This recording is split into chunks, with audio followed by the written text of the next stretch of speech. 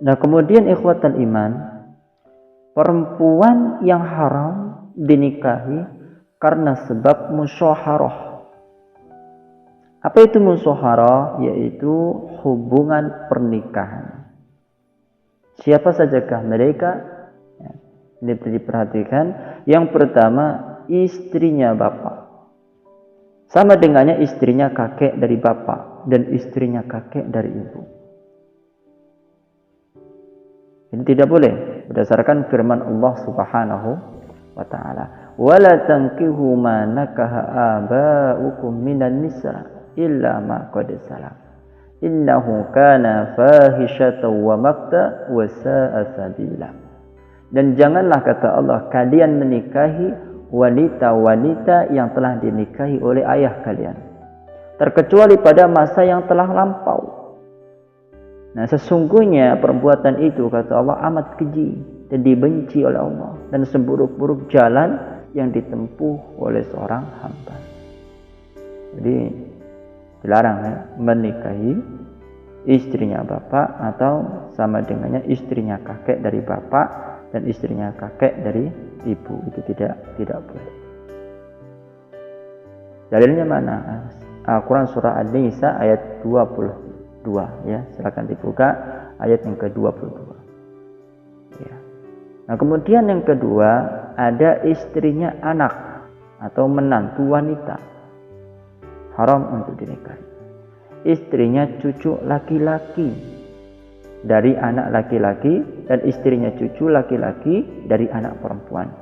Ini demikian juga istri-istri milik cabang nasab. Berdasarkan firman Allah Subhanahu wa taala, "Wa halailu abnaikum alladzina min aslabikum."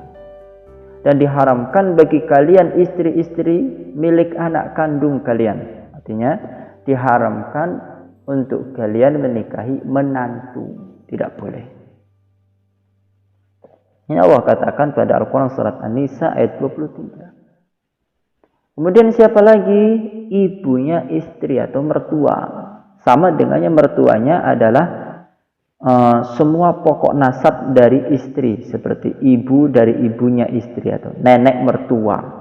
Berdasarkan firman Allah, itu haram untuk dinikahi dengan sebab musyaharah. Ya, dengan sebab musyaharah, hubungan pernikahan. Apa dalilnya? Silakan dibuka Al-Quran surah An-Nisa ayat 23. Wa ummahatu nisaikum, kata Allah, dan ibu-ibu istri kalian, artinya mertua kalian, haram untuk dinikahi.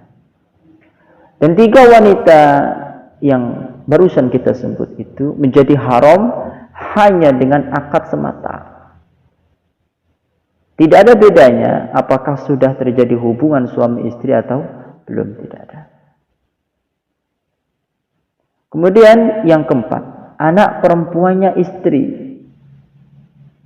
haram untuk dinikahi. Dan dialah yang disebut dengan anak tiri perempuan. Ia haram atas suami ibunya berdasarkan firman Allah. Al-Quran surah An-Nisa lanjutannya ayat tadi, ayat yang ke-23. Wa rabaikumul lati fi hujurikum min nisaikumul lati dakhaltum bihinna. Anak-anak istri kalian yang dalam pemeliharaan kalian dari istri yang telah kalian campuri, haram. Nah, pengharaman itu tidak disyaratkan bahwa anak harus dididik dalam pangkuan ayah tirinya. Akan tetapi penyebutan ikatan dalam pemeliharaanmu pada ayat tadi itu adalah untuk menjelaskan kebiasaan umumnya saja. Nah, maka anak perempuan ini diharamkan atas suami ibunya. Suami ibunya, manakala dia sudah menggauli ibunya.